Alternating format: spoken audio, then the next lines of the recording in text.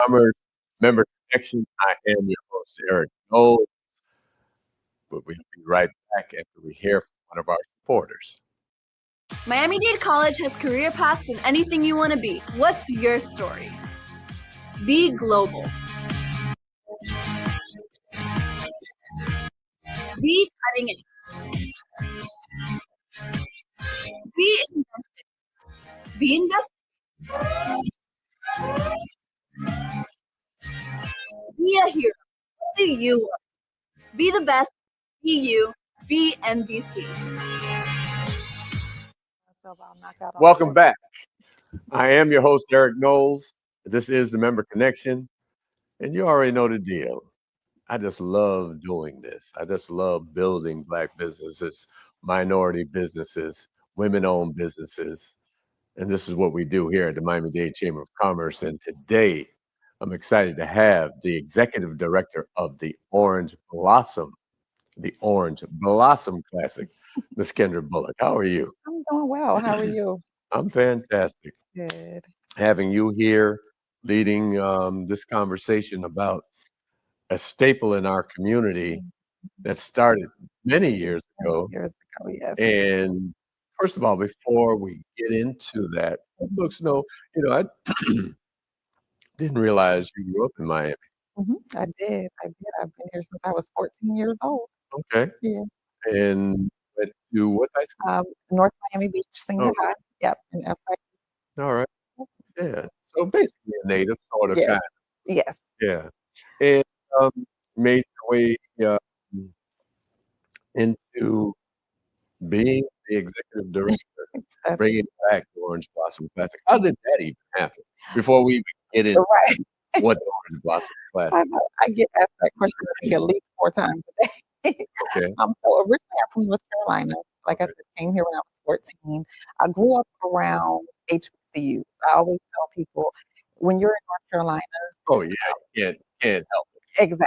When you talk about University of North Carolina or Duke, it's mostly around basketball. But when you talk about where you're going to go to school, and when you talk about football, it's HBCUs. So mom went to Shaw University. My oldest sister graduated from North Carolina Central. Cousins at North Carolina A&T. So this is what we knew. And came here, of course. And my dad, who relocated here for his job, he huge Marching 100 fan, FAMU, and here, of course, I mostly heard about the University of Miami, Florida State, not a lot about FAMU, just through hearing my dad and, of course, people who attended FAMU. And so started researching the history of the Classic because we didn't have that HBCU feel in the backyard. Of course, we had Florida Memorial, but at the time, they did not have a football program. Right. And I said, well, what could we do to maybe revive this, just being intrigued with the history of it and actually having an opportunity for the kids who are here to experience what I experienced growing up. And again, just started researching it and got the right people in the room. And here we are, moving into year 6. Wow, year 6. I remember growing up, I went to Edison. I lived right off of 7th Avenue. Okay. Lived on basically 6th, between 5th and 6th. And so back in the day, the March 100 were marching up 7th Avenue. Yes, the parade. Yeah. The parade. I tell people the parade was bigger than the game itself, right? Oh, yeah. I remember this project took over 10 years to revive. And one of the first people that I had a conversation with was Commissioner Dennis Moss. And he told me, he said, "You know what?" He said, "I remember the Classic when I was a little boy." He said, "We would get dressed up in our Sunday best. My mom would take me to the parade." He said he was about 9 years old, but he remembered the Orange Blossom Classic parade. It was a time of year that we got excited here in South Florida. Yeah, I've heard people say that, the beauty salons, barber shops, all of the businesses would be open 24 hours a day because people had to look their best. And, it was a showing of Black excellence. Right. And in that time, when it moved here, it was in the late 60s. So around that time, you have doctors and attorneys and, college educated individuals. So And it was you had a really community of Black businesses, whether it was Overtown, whether it was Coconut Grove, Mhm. 7th Avenue. I remember, again, going to Edison, and you had King the Tailor, and you Mhm. had East Coast tailors. And you're talking about Mhm. dressing, we Wow, had right, tailors. If right. you went in, even in high school, we would go, and Mm, if you could afford it, to mm, have a pair of pants made. And so that's, to your point, that's what we did.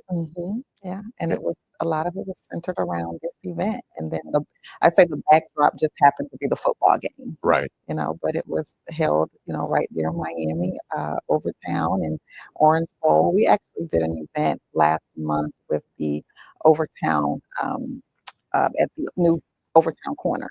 right. And we just talked about the history of the game and individuals who I call them my OBC legends, individuals who were a part of the original classic. Right. Yeah. And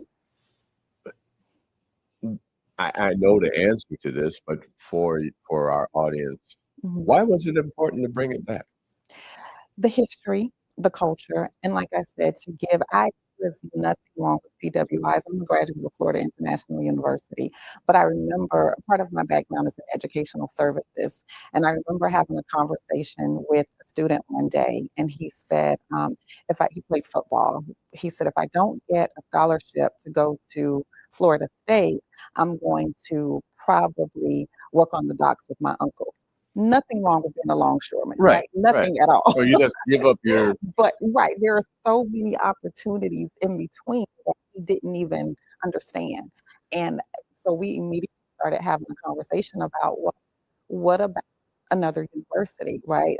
I understand everyone feels like they're that Division 1 athlete that's gonna, make it to the next level, make it to the pros. But the first step is getting your education. right, And just having a conversation with him to say there are other opportunities, there are other ways to realize your dream.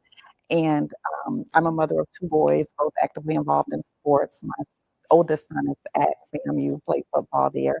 And so we always had that conversation because same thing, he grew up going to the Florida Classic because right, I always say that half of my in-laws actually went to Cookman.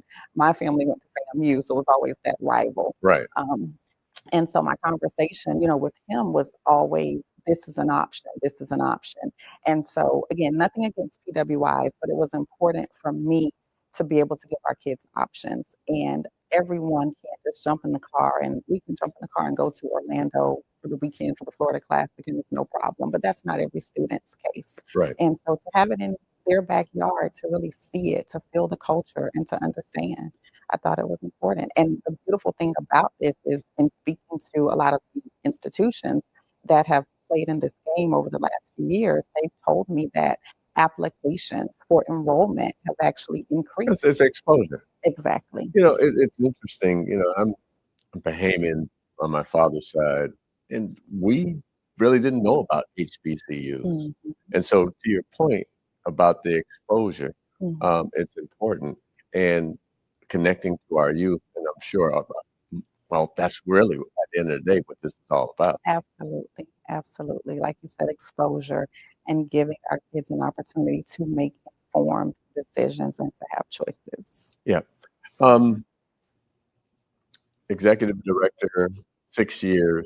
Mhm. Where do you see what's happening this year? And This we're not going to go to the future yet. right. What's happening this year? Oh, wow. This year, I am so excited. We have South Carolina State University versus Florida A&M University, of course, which Okay. is what the original classic was. It was always FAMU, and it was considered the Black National Championship. So it was always FAMU against another opponent, and whoever was victorious was crowned the national champion. So this year, we have South Carolina State, who happens to be the HBCU national champions. Okay. Right. We were victorious in the Celebration Bowl 2026, 2025. I'm already pushing the Yeah. 27. So they are our reigning national champions, coached under the leadership of Coach Dennis Berry. And we have FAMU, who is now under the new direction of Coach Quinn Gray. And so FAMU has a new look, new coach, who Coach Gray, who happens to be from South Florida, Okay. born and raised here. So, I'm going to put you on hold. We're going to take a little break, oh, and we'll be right back because this is exciting. Finding out about the coaches and what's happening this year. See you on the other side. Learn and earn today at Miami-Dade College. College graduates earn 56% more than high school graduates and a million more lifetime earnings. A degree from MDC is your path to greater earning power and career success. Choose from hundreds of affordable high-tech and in-demand programs, including cybersecurity, artificial intelligence, business, and nursing. Learn and earn today at MDC and fast-track your career. Enroll now at mdc.edu/purpose. Welcome back to Miami-Dade Chamber of Commerce Connection. I am your host, Eric Knowles, and I'm here with the Executive Director of the Orange Blossom Festival, Kendra Bulluck. We're back, and we were talking about, before we took the break, the teams that are playing this year and the coaches. Mm-hmm. So we have, again, South Carolina State, Florida A&M University. So Coach Gray, he's a FAMU alum, a Hall of Famer. FAMU played quarterback at FAMU. Well, Okay. he's also a graduate of Bullock High. So grew up in South Florida, born and raised. So this is an opportunity for him to come back home. And it's just going to be an exciting matchup to see what he's bringing on the field, coupled with, like I said, the national champions. But of course, that's the game. Like Right. most classics, there are a lot of events around the game. Prior to the game, we have, can't forget our fan fest takes place a couple hours before the game. We've got Trina performing live with What? Miami herself. Okay. Yes, so Miss that should be Miami. exciting. Yes, Okay. yes. That is an opportunity also to connect with our vendors, connect with, if you want your merch, if you want your food trucks, that takes place pre-game just before we kick off. Starting early in the week, we do have some community projects. We will be partnering with Career Source to bring our career fair. That's at the Betty T. Ferguson Community Center. That's on that Tuesday, September 1st. And that is our way to not only engage college students that may be looking for career opportunities, but anyone who is looking for a career change. So, it's open to all ages. That is that Tuesday. We have on Friday, we have our welcome reception and kickoff luncheon hosted by the Greater Miami Convention and Visitors Bureau and FPNL. And Okay. again, shout out to Connie and the GMCBB, what they do in their multicultural divisions to make sure that this game is supported through the Miami-Dade Sports Commission office that runs under her office. Great partners. So that takes place on Friday. On Saturday, we'll have our step show. Okay. That is at the Miramar Amphitheater. And then Sunday, we're back at Hard Rock Stadium. So you're moving it around. So you say you're in Miramar Mhm. with Mayor Messam Yes. and the great work he's doing there. Yes. But let's talk about the city, Mhm. Miami Gardens. Yes. Miami Gardens has become, wow. I had the fortune of working with the Miami Dolphins for 12, 15 years and working in Miami Gardens before it was incorporated. Mhm. And now it's become this city that is just on fire because the development that's happening, what's happening obviously at Hard Rock. When we sit here today, the FIFA of the World Cup would have been played, and Formula One and an Orange Blossom Classic. Yes, yes. And thank you. I love to hear people mention the Orange Blossom Classic with those other absolutely. major events. It is. Yeah, and we are, what I always let people know is that we are the only African American event that is nationally televised in that stadium. Okay. And so the game is aired on ESPN, and so it does help to put the city of Miami Gardens on that national stage, national platform. But you're right, what is going on in that city the past few years? I've watched it grow. I do a lot of business with the city, a lot of business with the city of Miami Gardens, as well as Miami-Dade County are supporters of the game. And so we always encourage our individuals who are visiting to really take advantage of what takes place in the city. Right. We actually, on the Monday after the game, we're going to have a beach right there on us. Okay. We ensure that we give them all the information that they need as far as visitors, give them as much information as possible around small businesses that are within that area.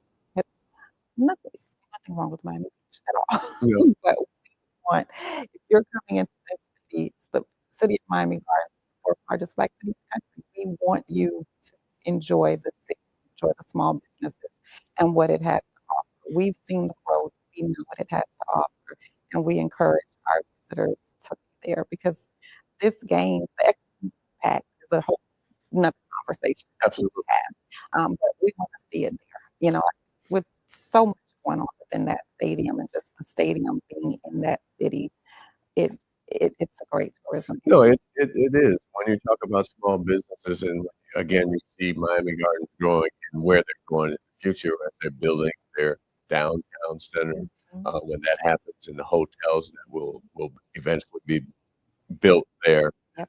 it's going to take that city to a whole nother level. So events like Orange Blossom Classic will have Mhm. that, I guess I would say, undergird Mhm. of infrastructure there to support people who will come to the game. Like I said, they don't have to stay someplace else. They can actually stay in the city, That's and right.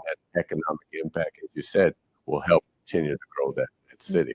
Listen, I remember when we were excited when the city of Miami Gardens, when all of the parks, we started bringing the infrastructure like Wi-Fi into all of the parks and just being able to see the renovation on the park. So to go from that to seeing everything that's taking place now, and the support that they give small businesses, I'm Oh yeah, the excited. city is definitely proactive when it comes to helping and building small businesses, Mm, helping them grow.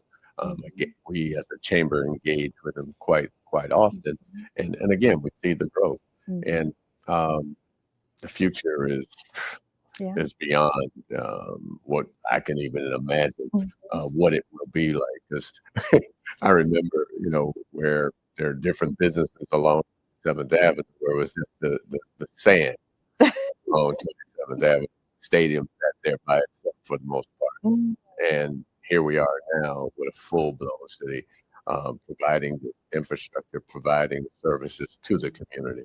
Now And we then, actually one of our vendors that is providing meals for our team is Burger James. I think we saw each other at the grand opening. right, So they're right there in the city on 41, 199th Street. So for us to, we brought this game back in 21, right after COVID.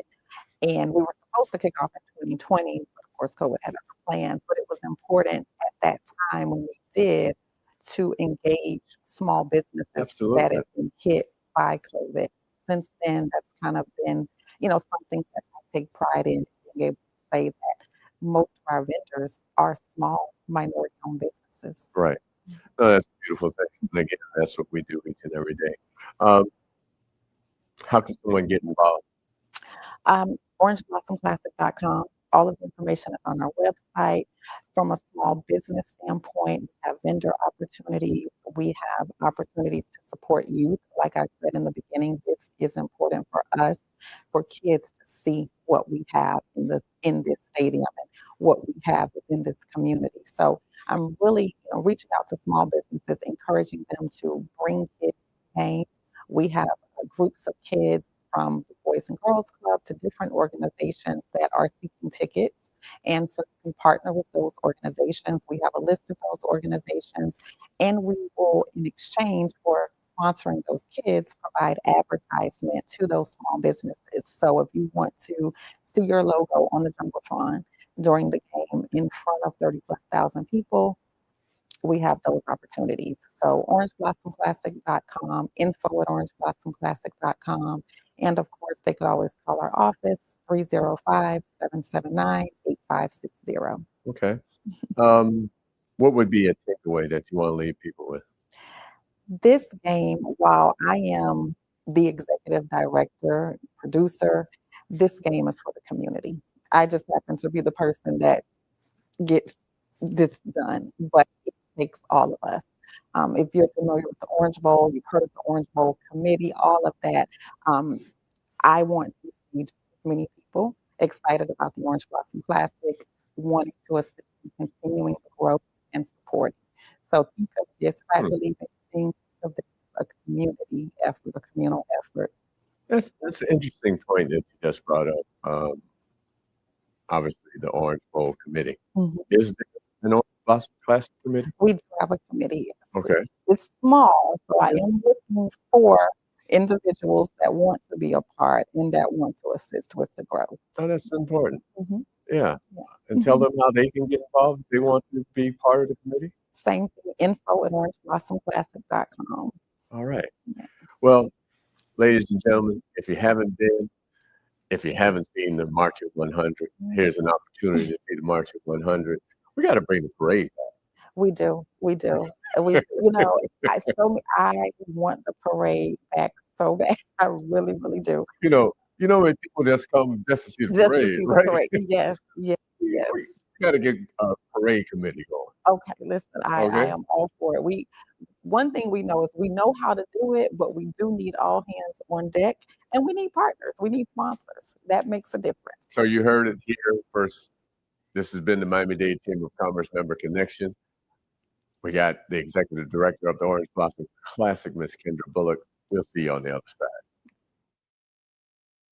Today, I stand before you, a proud graduate of Miami-Dade College and the 5th president of the Miami-Dade Chamber of Commerce. I'm honored to return to the college that prepared me to become a leader in our community, providing an education second to none. So I'm asking you, please tune in every Monday at 12 noon, Miami-Dade Chamber of Commerce's Member Connection, as I interview members of the Miami-Dade Chamber of Commerce on our Facebook page at Miami-Dade Chamber of Commerce or our YouTube channel, Miami-Dade Chamber of Commerce.